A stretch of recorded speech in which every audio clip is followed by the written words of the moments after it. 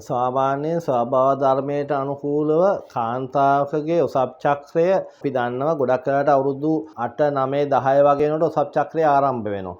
නමුත් අර කාලයත් සමග පරිණාමයත් සමග අපි දන්නවා මේම කාන්තාවගේ ඔසප් චක්‍රය මීට කලින් ඒ ගෑනු ළමෙක්ගේ ඔසප් චක්‍රය සිද්ධ වෙනවා. අපි දැන් එදිනදා ජීවිතේදී අපි දන්නවා ගොඩක් වෙලාවට වෙනදා අවුරුදු 1ක් විතර යනකොට තමයි පොඩි ළමයි ඇවිදින්න පටන් ගන්න. දැන් අලුතෙන් ඉපදෙන ළමයි අවුරුද්දක් වෙන්න කලින් ඇවිදිනවා. ඒ වගේම ඒ කට්ටියගේ ආර්තව චක්‍රය ආරම්භ වෙන්නේ සාමාන්‍යයෙන් සමහර විට අවුරුදු 7 6 දී වගේ ආරම්භ වෙන අවස්ථාවන් තියෙනවා. සාමාන්‍ය ගොඩක් වෙලාවට ඒක කලින් ආරම්භ වෙන්න හෝමෝන වල වෙනස් වීමුත් එමෙන්ම පරිසර සාධකත් බලපානවා.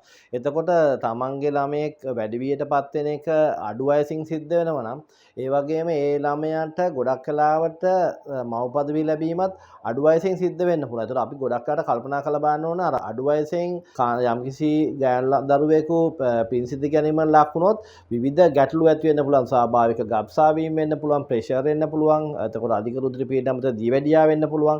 එතකොට මල දරුවපත් වෙන්න පුළුවන්. ඒ වගේ විවිධ ගැටලු ඇති වෙනවා. නමුත් මීට අමතරව සමාජ ගැටලුත් වෙනවා. ළමයට අධ්‍යාපන කටයුතු නිරත වෙන්න බෑ.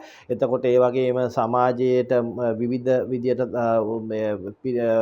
මූණ දෙනකොට ඒ සමාජ අත්දැකීම් ගොඩක් අඩුයි. මවක් විදියට හැසිරෙන ඒ වගේ අපි ගොඩක් දේවල් මේ අවස්ථාවේදී අපි කල්පනාකාරී වෙන්න ඕනේ. එතකොට නිතරම අඩු වයසෙන් වැඩි වියටපත් වෙනවා වගේම විවිධ කායික මානසික ගැටලු රැසකට එම ලැබරියට ගොඩක් වෙලාට මුහුණ පාන සිද්ධ වෙන්න පුළුවන්. ඒ නිසා නිතරම තමන්ගේ දෙමාපියන් තමන්ට ඒ වගේ දරුවෙක් ඉන්නවා නම් ඒ දරුවා ගැන විශේෂයෙන්ම සොයා බැලීම ඉතාම වැදගත් වෙනවා. Ferti South Fertility Center දරු සම්පත ඔබටත් හිමි.